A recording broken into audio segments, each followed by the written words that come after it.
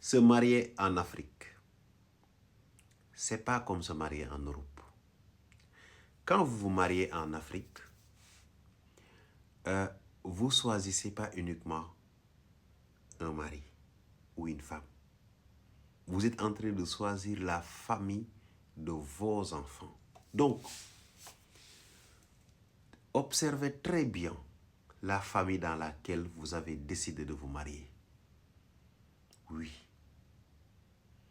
Souvent, les drames que vous voyez ce qui s'est passé au Sénégal ces derniers jours-là, avec la dame qui est décédée et que voilà, il y a un débat sur le nombre de jours. Certains disent ça fait 3 jours qu'il est décédé, d'autres disent 2. Moi, je ne sais pas qui a raison. Mais s'il y a un conseil que je vous donne, c'est que ne pensez pas que le mariage tel que conçu en Europe est exactement conçu en Afrique. C'est pas pareil. Je vous assure, le mariage en Afrique, c'est vous vous mariez avec une famille. Oui. Parce que ici, dès que vous êtes marié, vous cherchez votre appartement, vous partez. Ça, c'est l'Europe. Et je le comprends. Et je les comprends aussi.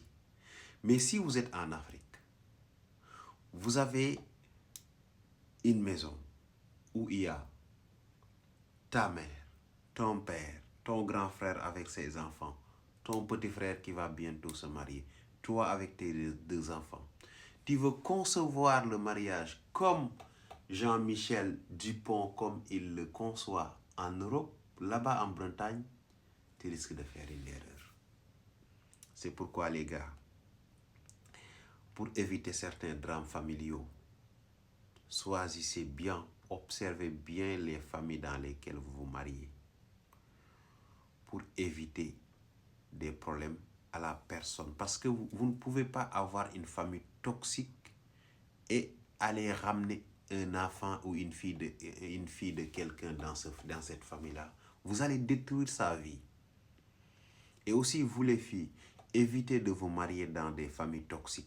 Quel que soit l'amour que vous avez pour une personne, si vous savez que cette famille-là est une famille toxique, fuyez. Fuyez, sinon vous allez laisser là-bas votre vie. Et je vous assure, il y a des familles toxiques.